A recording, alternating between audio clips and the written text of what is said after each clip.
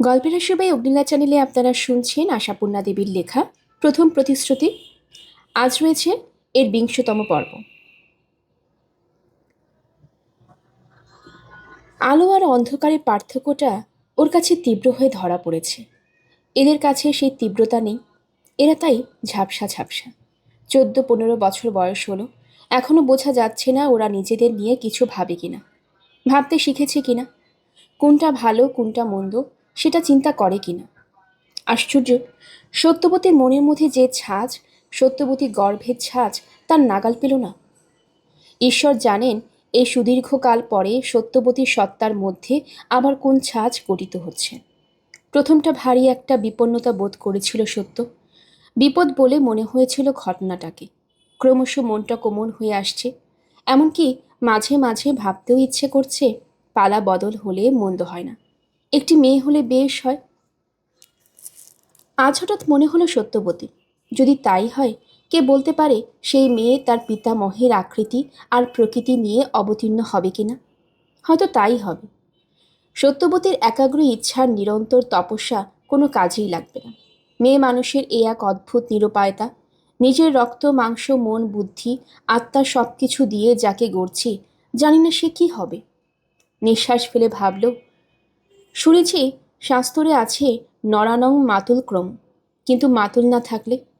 দাদা মশাইয়ের আত্মচিত মাতুল, তবে দাদা মশাইয়ের কথা শাস্ত্রে লেখেনি। চিন্তায় ছেদ পড়ল। বাইরে সে বাজখাই গলা বেঁচে উঠল, কই গো বাড়ির গিন্নি, অত লেকচার টেকচার শুনিয়ে হঠাৎ একেবারে ডুবছে। অধম তাহলে এখন বিদায় নিচ্ছে, মাঝে মাঝে আসতে অনুমতি হবে তো? সত্য বাইরে বেরিয়ে এসে হেঁটো হয়ে নমস্কার করে শান্ত গলায় বলে, আসবেন বই কি। কিন্তু এতে ওই শান্ত বচনেতে কোনো কাজই হলো না। মুকুন্দ বিদায় নিতে নবকুমার রেড়ে করে পড়ল। বলি, তোমার ব্যাপারটা কি? কী সব যাচ্ছে তাই কথা বলছো মুখুজ্জ মশাইকে? তা যাচ্ছে তাই ছাড়া আবার কি? উনি কিছু যেচে আসেননি, দিদি তল্লাশ করেছিল তাই। কথা থামিয়ে দিয়ে সত্য বলে ওঠে, সেই ঘেন্নাতেই গলা দড়ি দিতে ইচ্ছে হচ্ছিল আমার। তার মানে? মানে ভেবে খেয়ে দে নিশ্চিন্ত হয়ে এখন চান করো গে। থামো, বলি, দোষটা কি করেছে দিদি? স্বামী তো বটে। তা তো নিশ্চয়ই, তবে? নবকুমার সোৎসাহে বলে, মুখুজ্জে মশাই যা বললেন তাতে বুঝলাম ওর দুঃখটা। আর যাই হোক, লোকটা কপট নয়। বললেন, একসময় দোষ ঘটেছিল ঢের, কুসঙ্গে পড়ে নেশাভাঙ কুকর্মর কিছুই বাকি রাখিনি ভায়া। সতী সাধ্বীকে লাঞ্ছনাও করেছি, কিন্তু পরে চৈতন্য হয়েছে। সত্য নিরীহ গলায় বলে, হয়েছে বুঝি? হয়েছে বই কি, এখন তো ওই তামাকটুকু ছাড়া আর কোনো নেশাই নেই। তাই বলছিলেন কত ইচ্ছে হয়েছে গিয়ে ক্ষমা চাই, মামার পায়ে ধরে চেয়ে আনি, কিন্তু লজ্জায় পারিনি। তা তোমার দিদি যে কালে আগু বাড়িয়ে লজ্জাটা ভেঙে দিল, তাতে? তা বেশ তো, সুখের কথা। দিদিকে আনিয়ে নিয়ে আবার নতুন করে গাঁটছাড়া বেঁধে পাঠিয়ে দাও, দুই সতিনে সুখে সংসার করুন।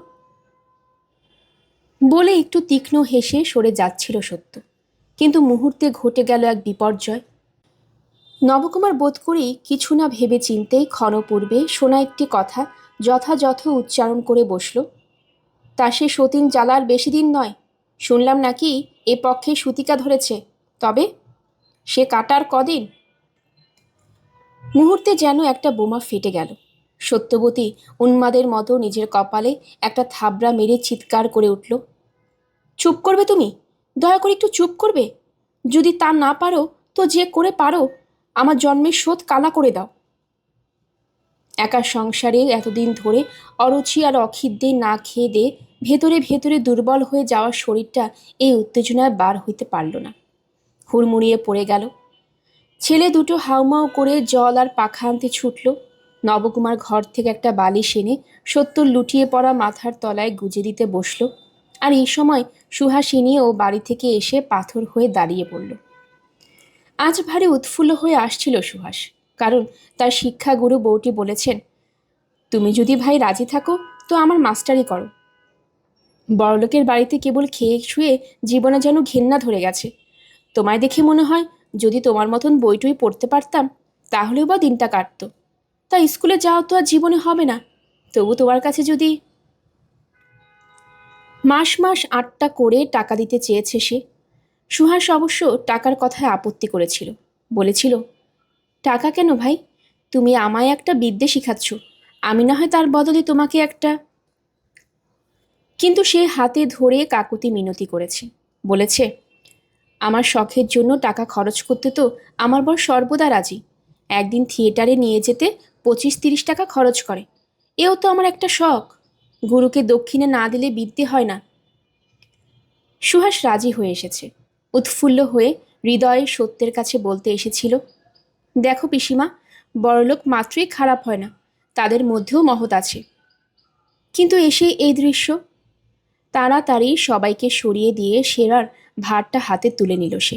আর সেই প্রথম খবরটা জানল। আত্মগতভাবেই বলে ফেলল নবকুমার, শরীরটায় পদার্থ নেই দেখছি।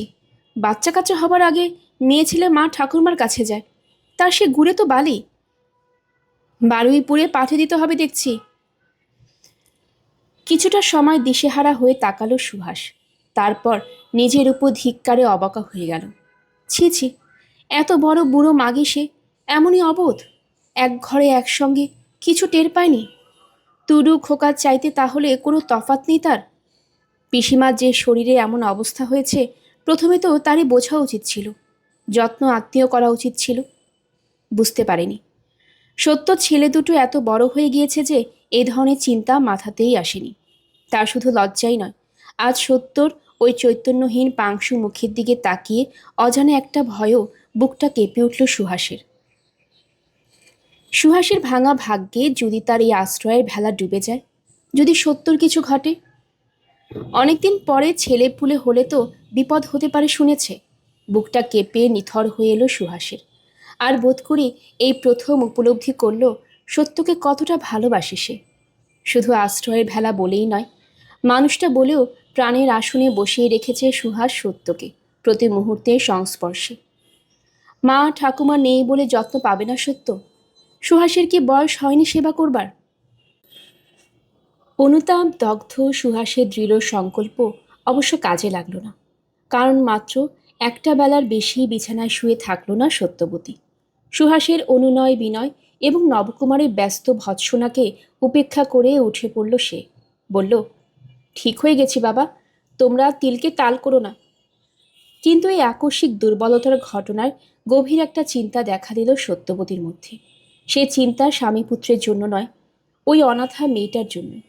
নিশ্চিন্ত হয়ে বসে আছে সত্য, কিন্তু যদি সত্যর একটা কিছু ঘটে, ওর কি হবে? অবশ্যই মরে এক্ষুনি যাবে সত্য তা নয়, তবু বলা কি যায়? বুড়ো বয়সে আবার যখন কেচে গন্ডুসের পালা পড়ল, তখন ভয় আছে বই কি। ছেলেদের জন্য ভাবনা নেই, ওরা প্রায় মানুষ হয়েই এলো। নবকুমারের মা বাপ আছে এখনো, হয়ে যাবে কোনো ব্যবস্থা। ওই মেয়েটারই অজল অস্থল অবস্থা। ওই রূপের তালি মেয়েকে এলোকে সে নিশ্চয়ই সুচক্ষে দেখবেন না। তাছাড়া শুধু দেখার প্রশ্ন তো নয়, এতদিন নিশ্চিন্ত হয়ে বসে থাকার জন্য নিজেকে ধিক্কার দিল সত্য, এবং পরদিন নবকুমারের কাছে একটা অসম সাহসিক আবেদন করে বসল। সত্য মাথা ঘুরে পড়ে যাওয়ার সঙ্গে সঙ্গে নবকুমারের মাথা ঘুরে গিয়েছিল, এবং এই কয়দিন নিতান্তই বেচারার মতো কিসে সত্য সন্তোষ বিধান করতে পারে তা চেষ্টা করেছিল। কিন্তু সত্যর এই আবেদনে তার নতুন করে আবার মাথা ঘুরে গেল। অবাক হয়ে বলল, মাস্টারমশাই বাড়ি যাবে তুমি? কেন, হঠাৎ এমন কি দরকার পড়ল? আছে দরকার, কিন্তু নিতাই শুনলে কি আস্ত রাখবে আমায়? আস্ত রাখবে না? সত্য মৃদু একটু ব্যঙ্গ হাসি হেসে বলে, একেবারে ভেঙেই ফেলবে? তা প্রায় তাই। তাছাড়া মানে দরকারটা কি? বললাম তো আছে দরকার। নবকুমার নম্রতা ভুলে ক্রুব্ধ কণ্ঠে বলে ওঠে, ওই বেধর্মী লোকটার সঙ্গে তোমার দরকারটা বা কি তাই শুনি? বলে ফেলেই অবশ্য ভয় কাঠ হয়ে যায়। কে জানে বাবা, এ কথাতেও সত্য অজ্ঞান হয়ে যাবে কিনা। কিন্তু না, অজ্ঞান হয়ে যায় না সত্য। শুধু মিনিট খানেক পাথরের চোখ নিয়ে স্বামীর দিকে তাকিয়ে থেকে বলে, একটা পরামর্শ করব। পরামর্শ? বাপ পিতমোর নাম গেল হিতে চোলার নাতি। যাতে জ্ঞাতে পরামর্শ মানুষ মিলল না, পরামর্শ করতে যাবে ওই ধর্ম খোয়ানো ইয়ের সঙ্গে? সত্য বোধ করি রাখবে না বলেই দৃঢ় সংকল্প, তাই স্থিরভাবে বলে, যাতে জ্ঞাতে মানুষ আর পাচ্ছি কোথা, পাখি কক্ষার তো আর পরামর্শ হয় না। যাকগে, তুমি যখন নিয়ে যেতে পারবে না, আমি নিজেই যে করে হোক। নবকুমার আরও ক্রুব্ধ গলায় বলে, এই এক বজ্ঞা গো, যা ধরবো তা করবই। বেশ, এতই যদি দরকার, তাকেই তবে ডেকে আনবো গলবস্ত্র হয়ে গিয়ে। না, না, নাই তো। একদিন নিজের মুখে তুমি তাকে এ বাড়িতে আসতে বারণ করেছি। এবার গলবস্ত্র হয়ে সে অপরাধ ক্ষয় করব। ক্ষয় হয় না এমন অপরাধ তো জগতে আছে গো। যাক, তক্ক আমি করতে চাই না, তবে এ বাড়িতে আর পা ফেলতে বলবো না তাকে, নিজে গিয়ে যা পারবো। এই তোমার জন্য একদিন দেশ থেকে হতে হবে আমায়। নবকুমার মুখের চেহারায় বিরক্তির চরম নমুনা দেখায়, কিন্তু সত্য নির্বিকার বলে, দেশত্যাগী হবে বললেই কি হওয়া যায় না। যাকগে, তুমি আর এ নিয়ে মাথা খারাপ করো না, আমি ব্যবস্থা করে নেব। তবে জানানোটা হয়ে থাকলো। মাথা খারাপ করতে বারণ করলে কি আর নিজের দায়িত্ব ত্যাগ করতে পারে নবকুমার? মাথা সে খারাপ করছেই। সে সবধি ভেবে হদিস না পেয়ে হাল ছেড়ে দেয় সে, আর ইতবৎসরে সত্য স্বাধীন অভিযান চালায়। নিজেও রওনা হয় ভবতোষের বাড়ি। পথের সঙ্গী আর কেউ নয়, সুহাস। হ্যাঁ, সুহাসের সঙ্গে গিয়েছিল সত্য। সুহাস ঠিকানাটা শুনে বলেছিল, ও মা, এ তো আমাদের স্কুলের কাছেই। ঠিক আছে, তবে তোতে আমাতেই যাব, বলেছিল সত্য। আর বোধ করেই মনের নিভৃত কোণে এটুকু গুপ্ত বাসনা ছিল, ভবতোষকে একবার কোণেটা দেখিয়ে দিতে। ঘটকালি যখন করবেন, তখন অন্তত মেয়ে কেমন তা যাতে বলতে পারেন। এবার আর মাধ্যম নয়, সরাসরি নিজেই কথা। ভবতোষ যেন হা হয়ে গেলেন। সত্য একটা অনাথা মেয়ে পুষেছে, এ তিনি জানতেন, কিন্তু সেই মেয়ে যে এমন মেয়ে, আর এত বড় মেয়ে, তা তার ধারণার বাইরে ছিল। বিহব্বল দৃষ্টিতে কিছুক্ষণ তাকিয়ে থেকে চোখ নামিয়ে নিয়ে বললেন, এ মেয়ের আবার পাত্তরের ভাবনা বৌমা? সে আপনি স্নেহ করে বলছেন, দিন তবে নাতির একটা ব্যবস্থা করে। আপনার সমাজে শুনেছি অনেক উদারমন ছেলে আছে যারা বিধবা মেয়ে বিয়ে করতে রাজি। বিধবা? ভবতোষ থতমত খান। বিধবা? এই মেয়ে যে লক্ষ্মী প্রতিমা বৌমা, বিধবার মতন তো কোনো লক্ষণ। সত্য সহসা বলে ওঠে, তুই একবার পাশে ঘরে যা তো সুহাস, আমার একটু কাজ আছে। সত্যর এই দুঃসাহসিক স্পর্ধায় সুহাসও স্তম্ভিত হয়ে যায়। একেই তো এভাবে একটা পুরুষের বাসায় একা দুটো মেয়ে ছেলে আসাই ভয়ঙ্কর ঘটনা, তার ওপর কিনা সুহাস তুই পাশের ঘরে যা। প্রায় হতভম্ব হয়ে চলে যায় সুহাস। ভবতোষ হতভম্ব দৃষ্টিতে তাকিয়ে থাকেন এই কুল কিনারাহীন দুঃসাহসের দিকে, আর সত্য নিষ্কম্প মৃদস্বরে বলে, এসেছি যখন তখন আপনার কাছে ওর সব ইতিহাসই বলবো। হ্যাঁ, সুহাসের সব ইতিহাস বলেছিল সেদিন সত্য ভবতোষ মাস্টারের কাছে। সুহাসের জন্মের আগে বৃত্তান্ত থেকে শুরু করে পরিচয় বাদ দেয়নি। শঙ্করী কুল ত্যাগের পর রামকালীর স্পষ্ট স্বীকারোক্তির কথাটাও এসে পড়েছিল। সব শুনি ভবতোষ গভীর একটা নিঃশ্বাস ফেলে বলেছিলেন, এখন বুঝতে পারছি বৌমা, কোথা থেকে এই ধাতু পেয়েছ। অমন বাপ তাই। কিন্তু কথা হচ্ছে বৌমা, এই আমাদের নতুন সমাজকে তুমি যেরকম উদার ভাবছ, ঠিক সেরকম নয়। এর মধ্যেও দলাদলি আছে, রেষারেষি আছে। তাছাড়াও যে মেয়ের বংশ পরিচয় নেই, সেই মেয়েকে বিবাহ করার মতো মনোবল সম্পন্ন যুবক পাওয়া শক্ত। সত্য দৃঢ়স্বরে বলে, শক্ত সহজ বুঝি না, চিরদিন জানি আমার কথা আপনি ফেলতে পারেন না, তাই জোর করতেই এসেছি। ওই মেয়েটার ব্যবস্থা আপনাকে করতেই হবে। ভবতোষ বিচলিত স্বরে বলেন, আমি তোমার কথা ফেলতে পারবো না, এ কথা তুমি জানলে কি করে বৌমা? সত্য মুখ তুলে পরিষ্কার এবং শান্ত গলায় বলে, এক কথা জানতে খুব বেশি কিছু লাগে না মাস্টার মশাই, আমি তো মাটি পাথর নই।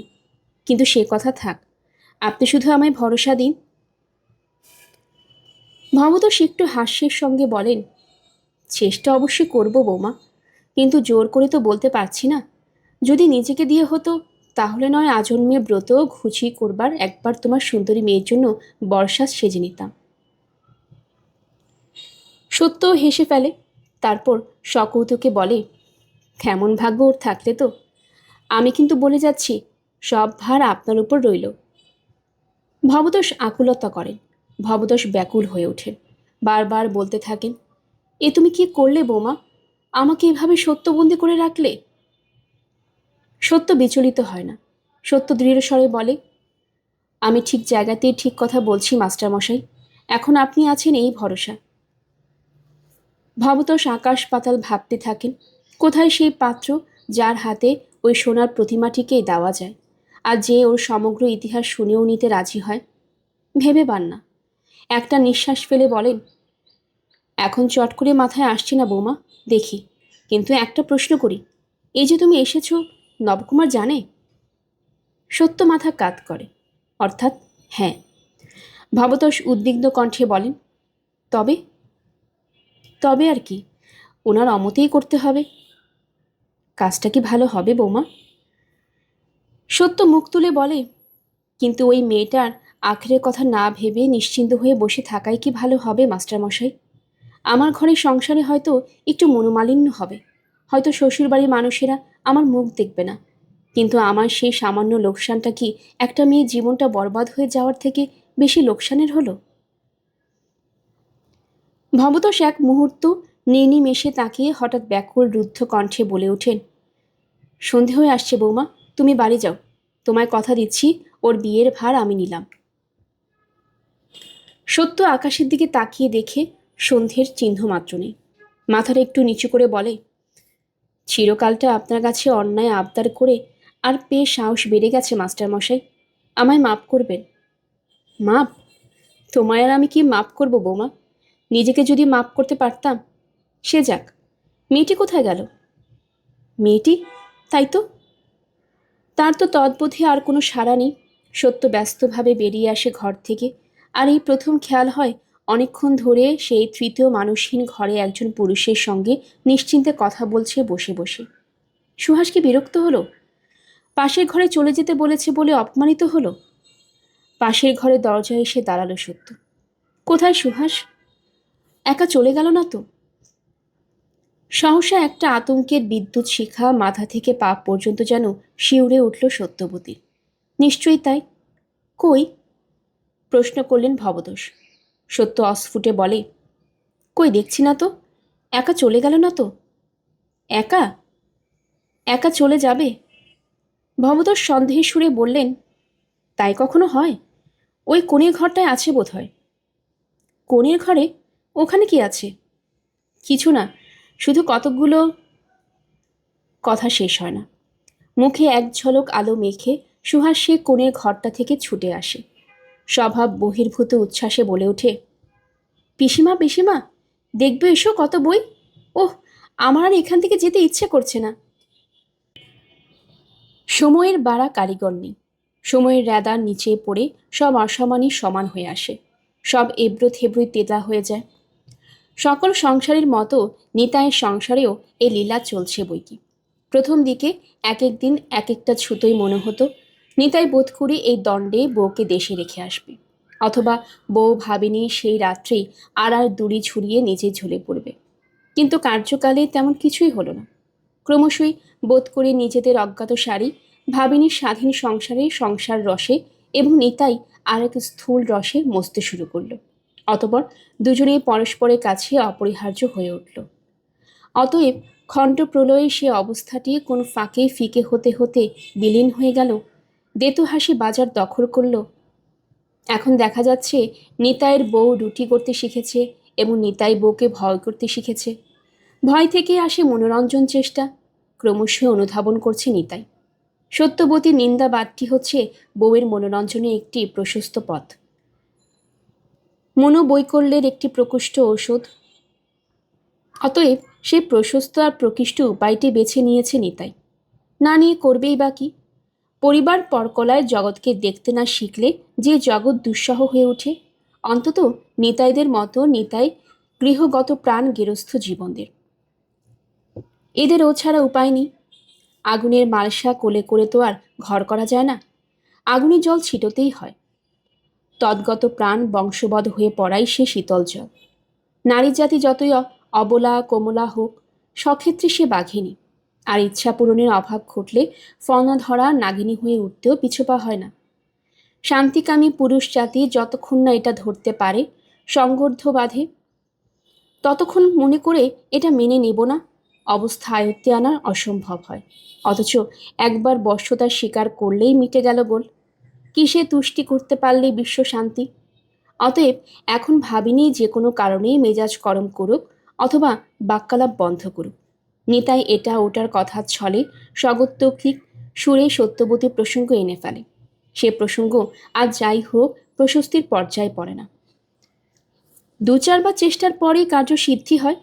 মৌনব্রত ধারিণী ঝঙ্কার দিয়ে বলে ওঠে, কেন এখন আবার ওসব কথা কেন?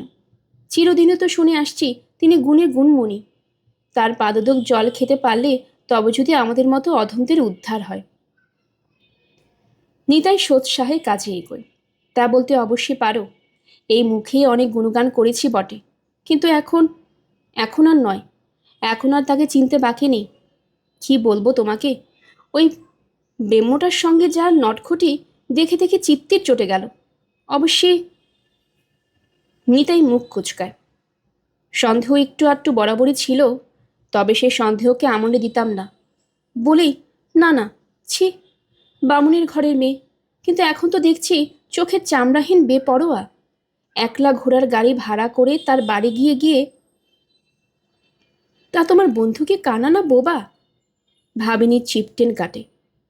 নিতাই মুচকি হেসে বলে, স্ত্রৈণ পুরুষ শুধু কানা বোবা কেন, বোবা কালা কানা হাবা বুদ্ধু ভেড়া সব। ক্রমশে যে অবস্থা আমার ঘটছে আর কি। ভাবিনীর কালো কালো ডাবর ডাবর মুখে আহ্লাদ রসে হাসি উছলে ওঠে। সেও মুখ টিপে বলে, আহালো মরি মরি, তবু যদি না রাত দিন এই বাদি থরহরে কম্প হয়ে থাকতো। বেড়া পুরুষ কেমন ধারা একবার দেখতে সাজ যায়। সেদিন নিতাই এ কথার পিঠে বলে ওঠে, সাজ যায় তো চলো না দেখবে, ও বাড়ি তো যেতেই চাও না। পরের বারে গিয়ে দেখে আর কি হবে। ভাবিনী গুলি চোখে কটাক্ষ হানে। নিতাই বলে, তার সকল বস্তুই কি আর ঘরে মিলে গো? তবু দৃষ্টি সার্থক করবে তো চলো। শুনলাম দেশ থেকে সদুদি এসেছে বউয়ের আতর তুলতে, দেখা হবে। সদুদি এসেছে? ভাবিনী গালে হাত দিয়ে বলে, আতর কলকাতাতেই উঠবে? গিন্নি দেশে যাবেন না? এই সময়েও শাওরির ধার ধারবেন না? তাই তো শুনছি, বলেছেন নাকি। কেন, কলকাতায় কি আর জন্মমৃত্যু হচ্ছে না? তা ভালো। নিতাইয়ের বইয়ের মুখে অন্ধকার নামে। সত্যবতীর খবরটা শুনে অবধি একটা আশা ছিল কিছুদিনের মতো অন্তত ওই চক্ষুশুলটা চোখ ছাড়া হবে, আর সেই অবসরে ভাবিনী সত্যবতীর স্বামী পুত্রকে নেমন্তন্ন আমন্তন্ন ছলে খাইয়ে মাখিয়ে বশ করে ফেলে বরকে তাক লাগিয়ে দেবে। তা না, এই বার্তা। বাসায় বসে আতর তোলাবেন।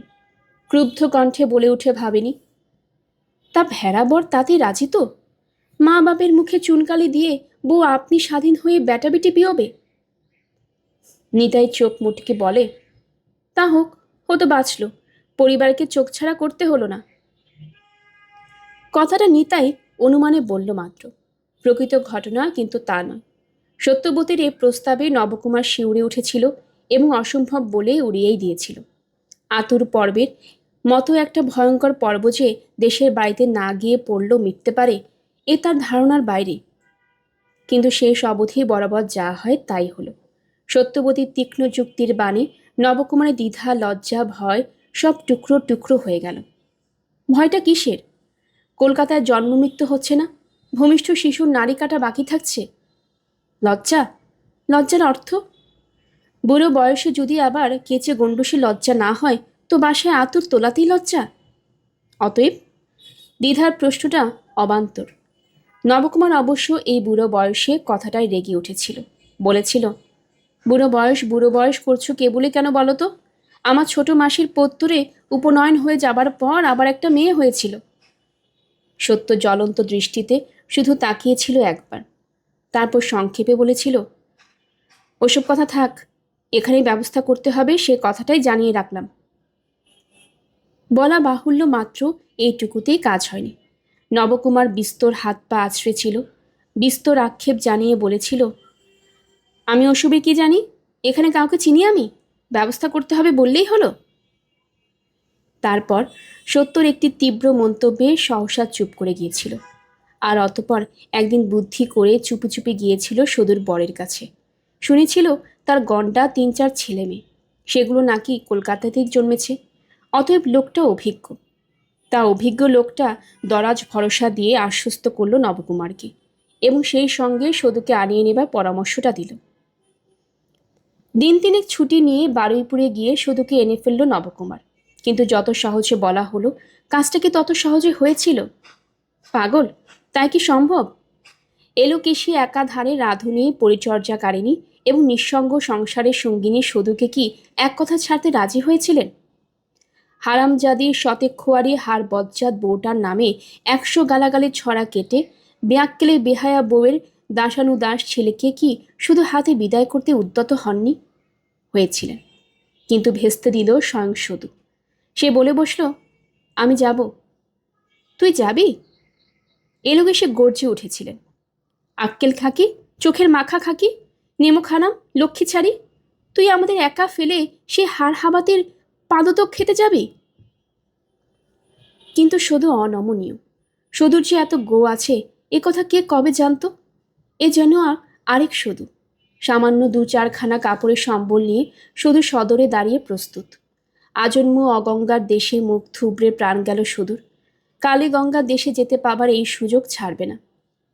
তোমাদের কন্যা, সে তো চিরকাল কয়ে গেল। সদুর কি ছুটি নেই? সদু যদি মরে, তোমরা কি না খেয়ে থাকবে? কে সদুকে এই বিদ্রোহের শক্তি দিল ঈশ্বর জানেন। থ হয়ে গেলেন এলোকেশী। হকচকিয়ে গেল নবকুমার। নীলাম্বর বালুজ্যে ক্রুব্ধ গলায় বললেন, যাচ্ছ যাও, কিন্তু আর কখনো এই ভিটে মাথা গলাতে এসো না বলে রাখছি। শুধু প্রণাম করে নম্র গলায় বলল, আচ্ছা।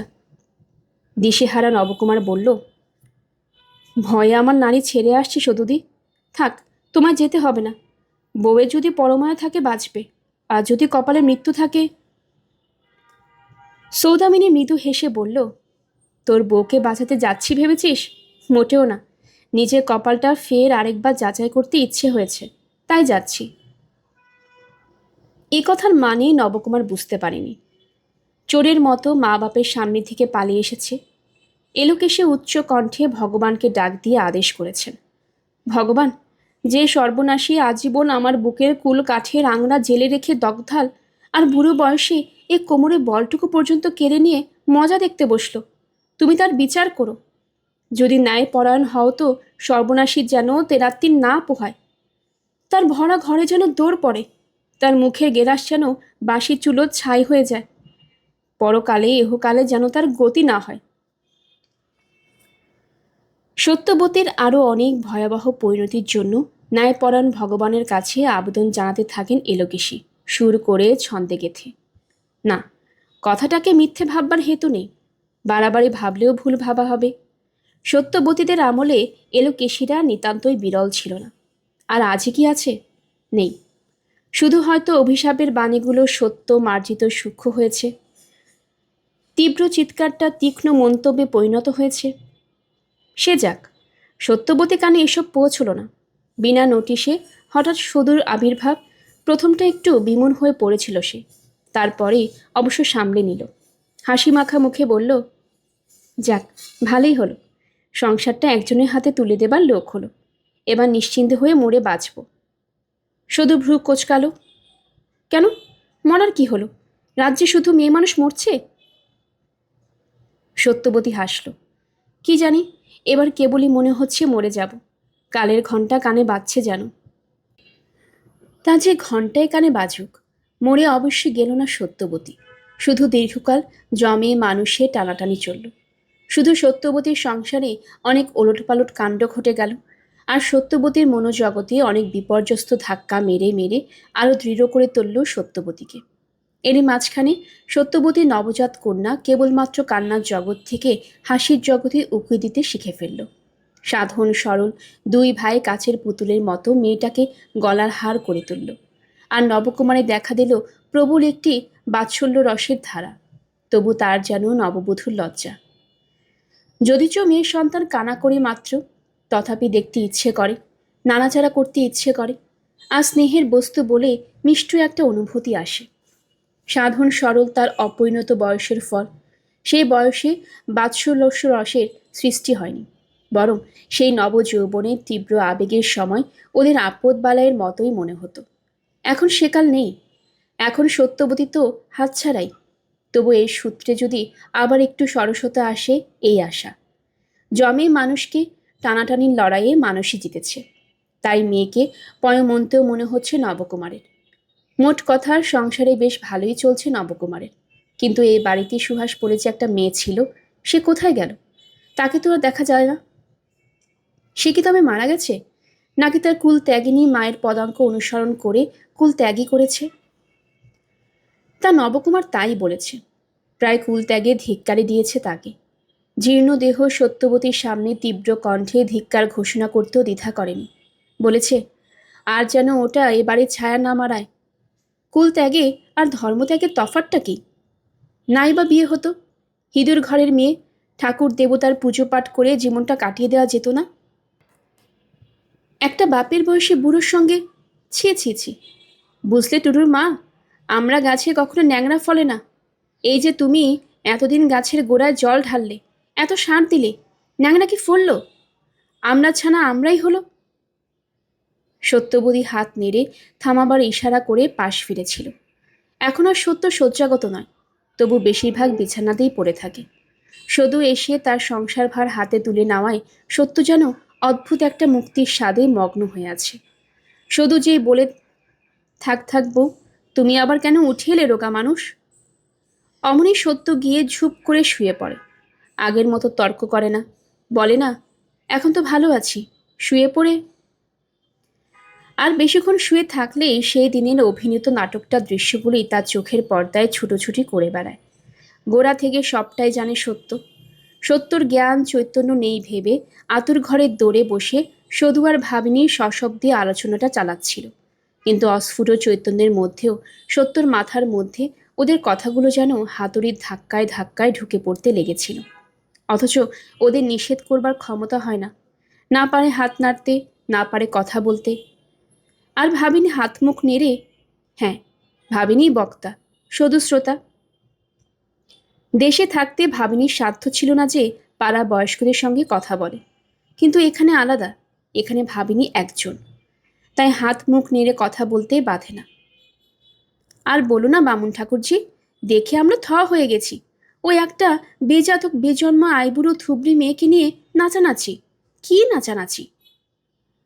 জন্মের কথা কি বললে কায়েত বউ? শিউরে উঠেছিল সদু, অথবা শিউরে উঠেছিল সদুর চিরদিনের সংস্কারে পুষ্ট রক্তকণিকা। সদু যে ওই মেয়েটার হাতে খাচ্ছে দাচ্ছে গো, সে কথাই বলে ফেলে সদু। কে না খাচ্ছে? ভাবিনী ঠোঁট উল্টে ছিল। নারায়ণের ঘরের ভোগ রাঁধবার দরকার হলেও বোধহয় গিন্নি ওই ভাইঝিটিকে এগিয়ে দেবেন। ভাইঝি? সদু বলেছিল, রোষ দেখি, আমায় আগে বুঝতে দাও সবটা। এই তো শুনেছিলাম বিধবা, আবার তুমি বলছো আইবুড়ো। একবার জন্মের খোটা শোনালে, আবার বলছো ভাইঝি। সব কেমন গোলমেলে ঠেকছে যে। অচৈতন্য সত্যবতীর কানে বিষের তীর বিঁধতে থাকে। ভাইঝি আমি বলছি না গো, উনি ওই পরিচয় রটিয়ে রেখেছেন। যে ভাজ 12 বছরের বিধবা, তার 22 বছর বয়সের গর্ভের এই রত্ন, বোঝো? মা কুলে কলঙ্ক ঘটিয়ে বাড়ি থেকে বেরিয়ে গেল। মামা শ্বশুর মানে গিয়ে তোমাদের বউয়ের বাবা নাকি ঢাকে কাঠি দিয়ে 10 জন মান্যি গণ্যি লোককে ডেকে সেই বার্তা বড় গলা করে শোনালেন। আবার ইনি গতকাল পরে সে আস্তা কুড়ে জঞ্জালকে মাথায় করে এনে ঘরের মধ্যে দেবপ্রতিষ্ঠে করেছেন। কি বলবো ভাই, তোমাদের বামুনের ঘরের রীতিনীতি দেখে আমরা হা। বলছিলে বিধবা? বিধবা নয় গো, থুবড়ি আইবুড়ি। কে ওই জন্মজাতহীন ধজ্জাকে বিয়ে করবে, যে বিয়ে হবে? মা মাগি লোকলজ্জা আর মেয়ের কাছে ঘেন্না ঢাকতে বলে বেড়াতো। 5 বছরে বিয়ে, 5 বছরে বিধবা, ইনি সে কথা চালিয়ে এসেছেন। আমার শুনি নাকি বেম্য বাড়িতে বিয়ে দেবে বলে বর খুঁজছে। শুধু কিছুক্ষণ গালে হাত দিয়ে বলে, তা দিতেই পারে, মেয়েদের স্কুলে পড়াচ্ছে যখন। বউয়ের শরীরে অনেক গুণ ছিল, ওই বুকের পাটাতেই সব হরে গেল। অতিরিক্ত তেজ, অতিরিক্ত আস্পর্ধা, নইলে কোনো মেয়ে মানুষের সাহস হয় নর্দমার পাক তুলে নিয়ে এসে পুজ্জি করে? শুনি আমি হাঁ হয়ে যাচ্ছি কায়েত বউ। রেখেছিস রেখেছিস, তার হাতে ভাত জল খাচ্ছিস কোন আক্কেলে? নবাটাও তো। ওনার কথার তুলনা ঠাকুরজি, উনি একেবারে কামরূপ কামিক্ষের ভেড়া, নচে তার এত গালা খানির হয়। উনি শুদ্ধ হাঁস সুহাস জোর সুহাস। এদিকে তো মুনির মন টলে এমনই রূপ, ওই কি ভালো থাকবে নাকি? দেখো কোন দিন কি করে বসে। মিথ্যে বলবো না ভাই, ওই ভয়ে তোমাদের ভাইকে আমি সাধ্য পক্ষে এ বাড়িতে একা আসতে দেইনি। পুরুষ হচ্ছে মাছির জাত, ফুল থেকে উঠিয়ে পাঁচড়ায় গিয়ে বসে। ওই ছুঁড়ে সহ্যের সীমা অতিক্রম করলে বুঝি বোবারও বোল ফোটে। তাই অজ্ঞান অচৈতন্য সত্যবতীর মুখ থেকে সহসা ক্রুব্ধ গর্জন বেরিয়ে আসে, যেন মুখ চেপে ধরা কোনো ক্রুব্ধ জন্তুর আর্তনাদ। এরা চমকে ওঠে।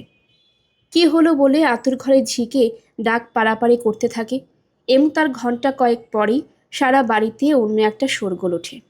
প্রশ্ন আর বিস্ময় নেই। কোথায় গেল? শেষ কখন কে দেখেছে? কে দেখেছে ঠিক কেউ মনে করতে পারে না। দেখেছিল তো সর্বক্ষণ সবাই। হঠাৎ জলজ্যান্ত একটা মানুষ হাওয়া হয়ে যাবে। অথচ তাই গেল, সুহাসকে পাওয়া গেল না। সত্য চোখ বুঝলেই যেন সে কথাগুলো শুনতে পায়। সদু আর ভাবিনি সে নিতান্ত সহজ অসতর্ক উক্তি। তারপর পট পরিবর্তন হয়, আর এক দৃশ্য চোখে ভাসে, যা নিয়ে পরে বহু শ্লেষাত্মক কথা শুনতে হয়েছে সত্যকে। কিন্তু নাটকে সেই অঙ্কের ওপর তো সত্যর কোনো হাত ছিল না। সেটা শুধু সত্যর চোখের সামনে ঘটেছিল। আতুর ঘরের দরজায় এসে দাঁড়িয়েছিলেন ভবতোষ মাস্টার। দরজার একটা পাল্লা ধরে ভাঙা গলায় আর্তনাদ করে উঠেছিলেন, বৌমা। সত্য চমকে তাকিয়েছিল, অবাক হয়ে চারদিকে তাকিয়েছিল। এখানে উনি কেন? এ কি অঘটন? এমন উদ্ভ্রান্ত ভাবি বা কেন ওর? কি বলছেন এসব? বুঝতে সময় লেগেছিল, লাগবারই কথা। কে ভাবতে পেরেছিল এই বাড়ি থেকে পালিয়ে গিয়ে আশ্রয় নিতে আজ জায়গা পেল না সুহাস। নিতে গেল ভবতোষ মাস্টারের বাড়ি। জীবনে যার বাড়িতে একবার মাত্র গিয়েছে, আর জীবনে যার সঙ্গে একবারও কথা বলেনি, কিন্তু এবার গিয়ে কথা বলেছে। অনেকগুলো কথা। ভবতোষ তেমনই রুদ্ধ কণ্ঠে আস্তে আস্তে উচ্চারণ করেন, বলে কি না, আপনার বাড়িতে একটা ঝিয়েরও তো দরকার হয়। সেইভাবেই থাকবো আমি, সব কাজ করব। আপনি তো উদারধর্মী, আপনার তো আমার হাতে খেতে ঘেন্না করবে না। শোনো দেখি কথা, তোমার ওই দেবকন্যার মতো মেয়ে তার হাতে খেতে ঘেন্না করবে? সেদিন সত্য বাক্য স্ফূর্তির শক্তি ছিল। সেদিন সত্য আস্তে আস্তে বলেছিল, আপনি তো এ কথা বলছেন লোকের যে ঘেন্না করে। ঘেন্না করে? করে বই কি। সত্যবতী বালিশ থেকে ঘাড়টা একটু তুলে কুব্ধ হেসে বলেছিল, করবে না কেন? আপনি তো ওর সবই জানেন মাস্টারমশাই। বিশ্বশুদ্ধ লোকই ওকে ঘেন্না করবে। করতে পারে। ভবতোষ আবেগ রুদ্ধ কণ্ঠে বলে উঠেছিলেন, আমি তাহলে তোমার এই বিশ্ব সংসারে কেউ নই বৌমা? সত্য এক লহমা অপলোকে ওর মুখের দিকে তাকিয়ে বলেছিল, জানি। আর সে মুখ পুড়েও এক নিমিষে সে কথা জেনে ফেলেছিল। তাই আগুনের ঝাপটা থেকে বাঁচতে ছুটে গিয়েছে আপনার কাছে শরণ নিতে। কিন্তু এক্ষেত্রে আমি কি করব? ভবতোষ ব্যাকুল, বিব্রত, বিভ্রান্ত। আমার বাসায় মেয়ে ছেলে বলতে কেউ নেই। নাইবা থাকলো। সত্য মৃদু হেসেছিল, ওসব চালিয়ে নিতে পারবে। চালিয়ে নিতে পারবে? ভবতোষ হতাশ স্বরে বলেন, তুমিও কি তোমার ভাইঝির মতো পাগল হয়ে গেলে বৌমা? তাকেও তো কিছুতে বোঝ মানাতে পারলাম না। গাড়ি দাঁড় করিয়ে রেখে শত স্বার্থ সাধনা করলাম, সে এক কথা। আপনার সব কাজ করে দেব, তার বদলে এক কোনায় একটু থাকতে দিন, আর আপনার বইগুলো পড়তে দিন। আর কিছু চাই না আমি। শোনো পাগলামি। সত্য হঠাৎ গাঢ় স্বরে বলে, পাগলামি কেন বলছেন মাস্টারমশাই? এর থেকে ভালো আশ্রয় ও আর কোথায় পাবে? ও জন্মের বৃত্তান্ত শুনেও কে ওকে ছেদ্দা করবে, স্নেহ মমতা করবে? ভবতোষ আরও ব্যাকুল হয়ে বলেন, সেসব তো বুঝলাম, ওই জন্যই পাত্র জোগাড় করে উঠতেও পারছি না। অথচ তুমি বলেছ সব কথা খুলে বলতে, কিন্তু একটা কথা তুমি বুঝছো না। ভবতোষ থামেন। সত্য শান্ত স্বরে বলে, বলুন। বলছি। ভবতোষ কেসে বলেন, আমার জন্য ভাবি না, আমার তিন কুলে কে বা আছে। ওর জন্যই বলছি, যতই আমি তিন কেলে বুড়ো হই, লোকনিন্দের তো কসুর হবে না তাতে। আমার বাসায় কি পরিচয় রাখবো ওকে? সত্য একটু হেসে বলে, দাসী পরিচয় রাখুন। তুমি বোধ করি আমায় নিয়ে মজা দেখছো বৌমা। ভবতোষের আক্ষেপটা যেন আছড়ে পড়ে। আতরের দরজায় এই দীর্ঘস্থায়ী দৃশ্য। শুধু গালে হাত দিয়ে দালানে বসে, আর নবকুমার খাঁচার বাঘের মতো ছটফট করছে। আর ধৈর্য থাকে না। নবকুমার এগিয়ে এসে বলে, মাস্টারমশাই, বাইরে কি আপনার গাড়ি অপেক্ষা করছে, না একখানা ডাকতে পাঠাবো? ভবতোষ বিমূঢ় দৃষ্টি মেলে তার একদা ভক্ত শিষ্যের মুখের দিকে তাকান, এবং সেই মুহূর্তে শুনতে পান সত্যবতীর ক্ষীণ কিন্তু স্পষ্ট স্বর আদেশের সুরে উচ্চারিত হলো, থাক, গাড়ির জন্য কারোর ব্যস্ত থাকতে হবে না মাস্টারমশাইয়ের সঙ্গে। আমার এখনো দুটো দরকারি কথা আছে। আর একটু সকলের ওদিকে এদিকে গেলে ভালো হয়। আর সকলের ওদিকে গেলে ভালো হয়? এর চাইতে সত্য কেন একখানা থান ইট মারল না নবকুমারের মাথায়? কিন্তু উপায় নেই। ডাক্তার বলে গেছে রোগীর বুক হালকা, রাগ দুঃখে কোনো কিছুতেই যেন বেশি উত্তেজিত না হয়। কাজে কাজে মনের রাগ মনে চাপা। হ্যাঁ, ডাক্তার ডাকতে হয়েছিল। আতুর ঘরে ডাক্তার আসা শুধু নবকুমারের সকলের জ্ঞানে এই প্রথম। তা উপায় কি? শুধুই জোর করে আনিয়েছিল। বলেছিল, যে কালে যে শাস্তর, তুই আর ইতস্তত করিস নে নবু। কলকাতায় যখন বাসা করে আছিস, কলকাতার মতোই থাক। বারুইপুরে সে গর্তে গিয়ে পড়লে তো মরেই যেত। এ যদি। তা সে ডাক্তারের নির্দেশেই স্নান মাথা ঘষা বন্ধ। কাজেই 21শে ষষ্ঠীয় মুলতবি। 21 দিনের আতুর 31 দিনই গিয়ে ঠেকেছে। তাছাড়া মুশকিলই বা কি কম? বাড়ির লোকের সেবার যত্নটা তো পাচ্ছে না। সেবা বলতে সে হারিয়ে দেয় মাতঙ্গিনী। সেরে উঠবে কি করে? অথচ আতুরের দরজাতে এইসব কাণ্ড। চলে যেতে হবে? ও, বলে দুমদুম করে চলে যায় নবকুমার। ভবতোষ অপ্রতিভের একশেষ হয়ে বলেন, আমি যাই বৌমা। না। সত্য দৃঢ়স্বরে বলে, কথা তো শেষ হয়নি। আপনি বললেন আমি আপনাকে নিয়ে মজা দেখছি। এ কি একটা কথা? কি করব বৌমা, দিশেহারা হয়ে যাচ্ছি বলেই। কেন হবেন? সত্য স্থির হয়ে বলে, দিশে তো সামনেই রয়েছে। আপনি সেদিন ঠাট্টা করে বলেছিলেন, সুন্দরী নাতনির জন্য যদি আপনার মাথায় টোপর দিতে হয় তো দেবেন। সেই ঠাট্টাটাই সত্যি করে তুলুন। বৌমা, অস্থির হবেন না মাস্টারমশাই। আমি বলছি এই ভালো হবে। এই ভালো হবে? হ্যাঁ, আপনি আর দ্বিধা করবেন না। বিনা পরিচয়ে একটা মেয়ে ছেলে থাকায় নিন্দে। আপনিই পরিচয় দিয়ে দিন ওকে, পরিচয়ের মতো পরিচয়। তুমি কি আমাকে আমার চিরদিনের অপরাধের শাস্তি দিতে চাও বৌমা? ভবতোষের কণ্ঠে দৈন্যের সঙ্গে একটা জ্বালা ফুটে উঠে বুঝি, কিন্তু সত্যবতীর কণ্ঠে ফুটে উঠে স্নিগ্ধ স্নেহের করুণা। ছি ছি, ও কথা বলছেন কেন মাস্টারমশাই?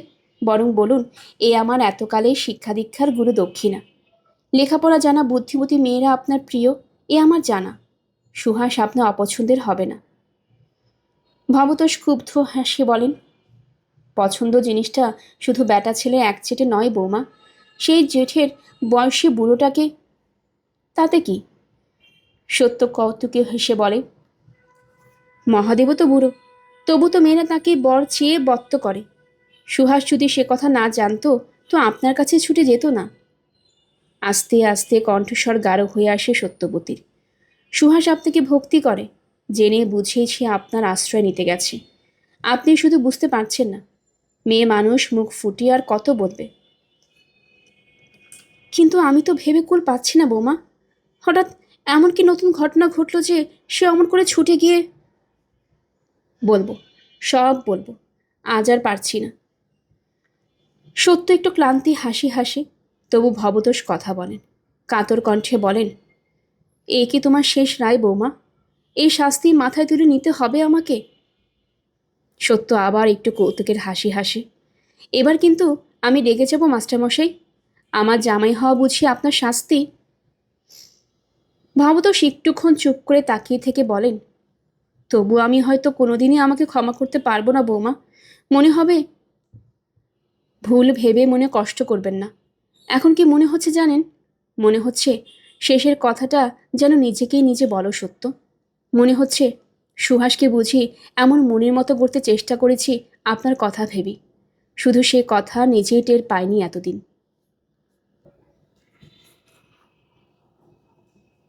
গল্পের সবাই অগ্নিলা চ্যানেলে আপনারা শুনছিলেন আশাপূর্ণা দেবীর লেখা প্রথম প্রতিশ্রুতি।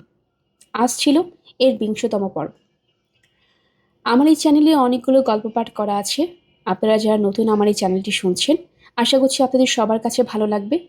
যদি ভালো লেগে থাকে কাইন্ডলি চ্যানেলটি সাবস্ক্রাইব করে নেবেন, আশেপাশের সবাইকে জানিয়ে দেবেন। পরবর্তী পর্ব শোনার জন্য আমন্ত্রণ জানানো হলো। সবাই ভালো থাকবেন। ধন্যবাদ।